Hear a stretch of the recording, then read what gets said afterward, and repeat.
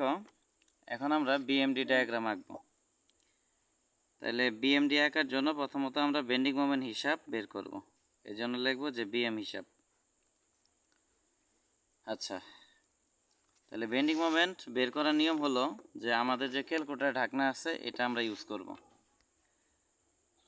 প্রথমত এখানে ঢাকনাটা রাখবো, এক কথায় বাম থেকে ডান দিকে যাব। তাহলে প্রথমত এখানে আছে এ বিন্দু আর এখানে সবার শেষে আছে বি বিন্দু। এ বিন্দু এবং বি বিন্দু এই দুইটা হলো মুক্ত প্রান্ত। আমাদের সবসময় মনে রাখতে হবে যে মুক্ত প্রান্তে বেন্ডিং মোমেন্ট জিরো। এক কথায় এ বিন্দু বা বি বিন্দু, এই এ বিন্দু বা বি বিন্দু কি মুক্ত প্রান্ত, এই জন্য এই দুইটাতে মোমেন্টের মান জিরো বা বেন্ডিং মোমেন্ট জিরো। তাহলে প্রথমে যেহেতু এ বিন্দু আছে, এ বিন্দুতে বেন্ডিং মোমেন্ট এম এ, এটার মান আমরা জিরো লিখব। কেন জিরো লিখব? কারণ এটা হলো মুক্ত প্রান্ত, এই জন্য আমরা জিরো লিখব। তারপরে দেখো এরপরে আছে সি বিন্দু, মানে ক্যালকুলেটর ঢাকনাটা ইউজ করবা, এভাবে আস্তে আস্তে কি অগ্রসর হবা। তাহলে এরপরে আছে সি বিন্দু, তাহলে সি বিন্দুতে আমরা মোমেন্ট বের করব, এই জন্য আমরা এমসি লিখব। এখন দেখো ক্যালকুলেটরের ঢাকনা আমরা এইভাবে রাখবো। এখানে সি বিন্দু মানে বোঝাচ্ছে আমরা এ থেকে সি পর্যন্ত হিসাব করব, এরপরে কি আছে এটা হিসাবে আসবে না বা এটা হিসাব করব না, এক কথায় এ থেকে সি পর্যন্ত। এখন দেখো এখানে একটা বল আছে আর এ, এটা উপরের দিকে কাজ করতেছে, এই জন্য প্লাস। আর এর মান আমরা কত পাইছিলাম? 110 কেজি, এই জন্য 110 কেজি নিলাম, এটা হলো বলের মান। আর লম্ব দূরত্ব কি? এ হলো প্রয়োগ বিন্দু আর সি হলো রেফারেন্স বিন্দু, তাহলে লম্ব দূরত্ব কত? 2 মিটার, এই জন্য এখানে আমরা 2 নিব।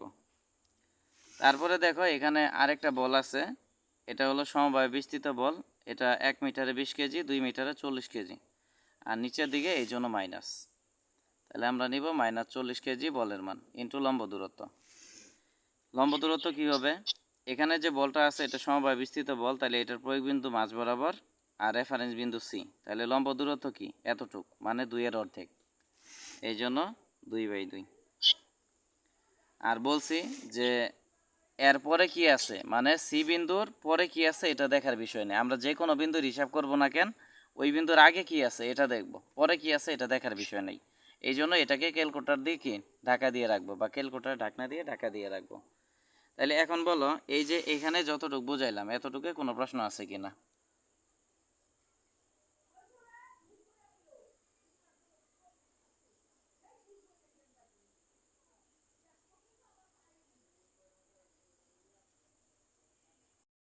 তাহলে এখন এটা ক্যালকুলেশন করো, ক্যালকুলেশন করে দেখো কত আসে।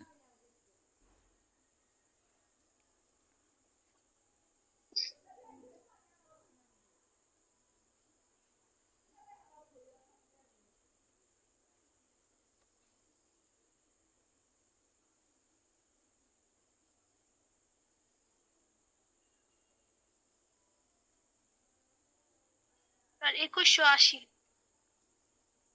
না, এত তো আসার কথা না। 110 ইন্টু 2 মাইনাস 40 ইন্টু 2/2।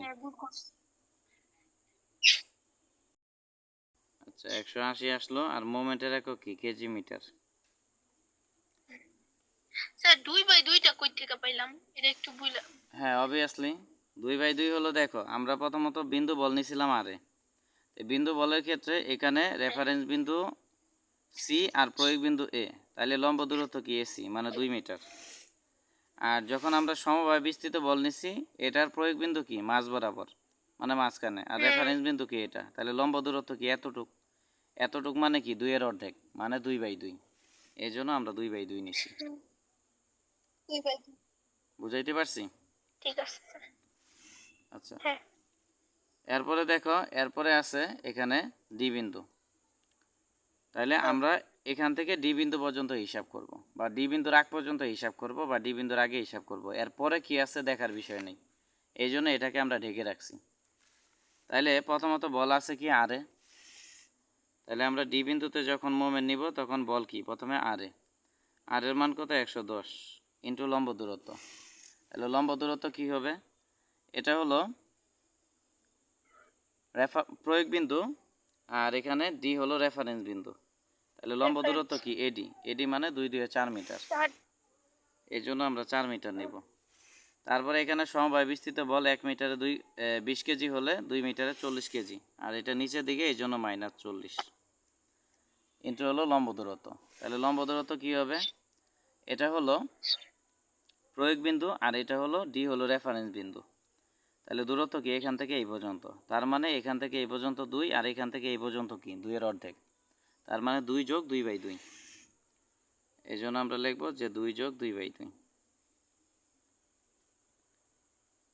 তাহলে এটা ক্যালকুলেটরে হিসাব করো, হিসাব করে দেখো কত আসে। আচ্ছা এখানে আরেকটা বিষয় স্যার আছে। আমরা তো সি পর্যন্ত হিসাব করছি না। না না, বিষয়টা এমন না, এখানে তুমি যখন বেন্ডিং মোমেন্ট বের করবা প্রত্যেকটা বল আলাদা আলাদা করে হিসাব করতে হবে। ও আচ্ছা।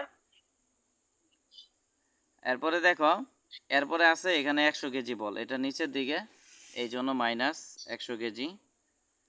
আর লম্ব দূরত্ব কি হবে, এটা বিন্দু বল, তাহলে প্রয়োগ বিন্দু সি আর রেফারেন্স বিন্দু ডি, তাহলে লম্ব দূরত্ব কি হবে সিডি বা 2 মিটার, এই জন্য আমরা এখানে 2 মিটার নিব। এরপরে দেখো এখানে আর কোনো বল নাই, 3টা বল ছিল, আরে 20 কেজি পার মিটার আর 100 কেজি, সবগুলোই আমরা নিছি, আর কোনো বল নাই। তাহলে এই পর্যন্তই হিসাব। এখন এটা ক্যালকুলেশন করে দেখো কত আসে। স্যার খাতাটা একটু উপরে উঠান। হ্যাঁ, Sure.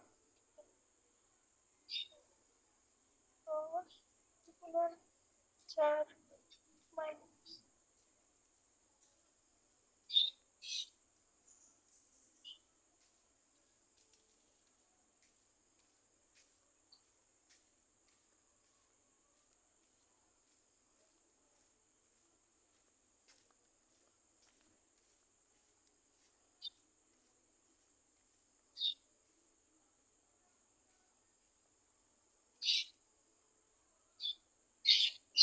কত আসছে দেখো,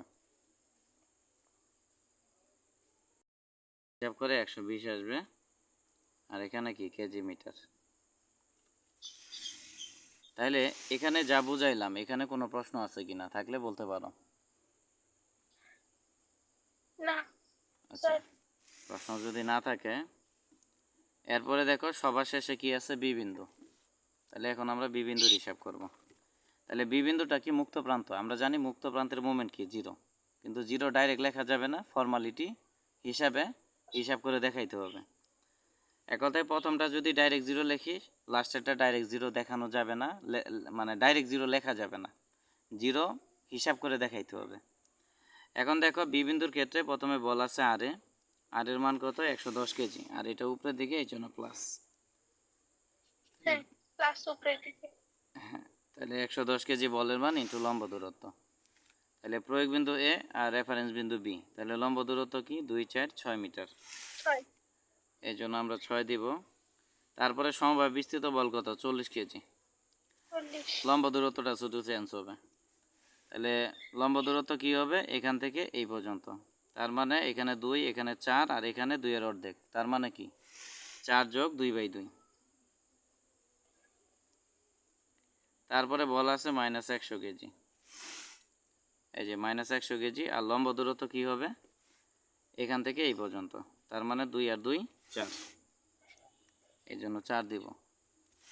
তারপরে দেখো সমবায় বিস্তৃত বল আছে 1 মিটারে 30 কেজি হলে 2 মিটারে কত 60 কেজি, আর এটা নিচের দিকে এই জন্য মাইনাস।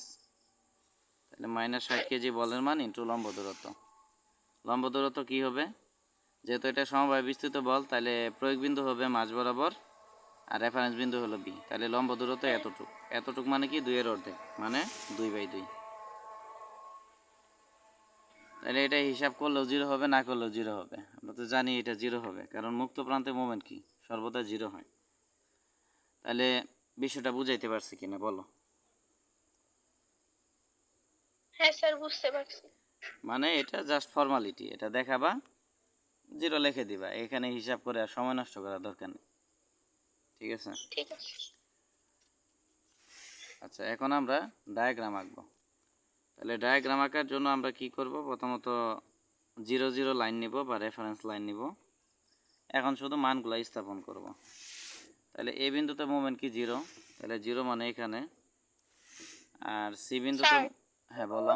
একটু অনেক ঝাপসা ঝাপসা আসতেছে এখন। এখন ঠিক আছে? না তারপরে সি বিন্দুতে মোমেন্ট হলো 180 কেজি মিটার। এটা কি প্লাস? প্লাস মানে উপরের দিকে, তাহলে আনুমানিক কি 180 কেজি মিটার এখানে নিলাম। এখানে দেখবা যে সব থেকে সর্বোচ্চ মান কোনটা, সর্বোচ্চ মান কিন্তু 180। তাই আমরা ধরো 180 এখানে নিছি, কিন্তু কথার কথা ধরো 120 যদি আমরা এখানে নিতাম, তাহলে 180টা কোথায় স্থাপন করতাম? এক কথায় সর্বোচ্চ মান কত এটার সাপেক্ষে বাকিগুলা চিন্তা করবা, ঠিক আছে? তাইলে সি বিন্দুতে এখানে মোমেন্ট কত 180 কেজি মিটার, এটা নিলাম। তারপরে ডি বিন্দুতে মোমেন্ট হলো 120 কেজি মিটার, তাহলে এখানে হলো ডি বিন্দুতে 120, 120 মানে কি 180 থেকে কম, তার মানে একটু নিচে হবে, তাহলে 120 কেজি মিটার এটা হলো। আর তারপরে আছে বি বিন্দুতে মোমেন্ট 0, এই জন্য আমরা 0 নিলাম। জাস্ট মানগুলা শুধু স্থাপন করব। মানগুলা স্থাপন করার পরে দেখো এ থেকে সি পর্যন্ত কি আছে, সমভাবে বিস্তৃত বল। সমভাবে বিস্তৃত বলে এখানে কি আছে, বক্রকার বা অর্ধবৃত্তাকার কার্ভ। এই জন্য আমরা যোগ করব কি অর্ধবৃত্তাকৃতি, মানে অর্ধবৃত্তের মতো করে যোগ করব। এক কথায় যেখানে সমভাবে বিস্তৃত বল থাকবে সেখানে কি এই অর্ধবৃত্তের মতো যোগ করব, বা বক্র কার্ভ দিয়ে যোগ করব। তারপরে সি থেকে ডি পর্যন্ত কি এখানে কোনো সমবায় বিস্তৃত বল নাই, এই জন্য সরল রেখায় যোগ করব, ঠিক আছে? তারপরে আবার তোমার ডি থেকে বি পর্যন্ত সমবায় বিস্তৃত বল আছে, তাহলে এটা আবার কি বক্র কার্ভে যোগ করব। এক কথায় এমনভাবে কাজটা করবা যাতে কি দেখতে ভালো দেখা যায়, পেন্সিল দিয়ে করবা।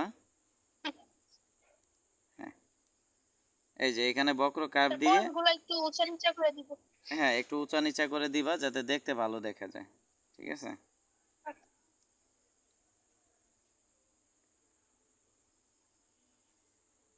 আর পেন্সিল দিয়ে কাজ করবা একটু, এটা তো মনে করে মুছতে পারবা, একটু কম বেশি করতে হ্যাঁ, পারবা, এটা তো সমস্যা নেই, এই আর কি। আর লেখাগুলা সব কলম দিয়ে লিখবো। হ্যাঁ লেখার কাজ সব কলম, লেখা মানে সংখ্যা এবং ওই যে তোমার এই যে মানে সংখ্যাগুলাই শুধু কলম, সংখ্যা বাদে বাকি যা আছে সব পেন্সিল দিয়ে হিসাব করবা। আচ্ছা। সংখ্যার এই যে এককগুলা। হুম। আচ্ছা তাহলে এটা হলো, হ্যাঁ একবারে মিলে গেছে, হুবহু মিলে গেছে আমাদের ডায়াগ্রামের সাথে।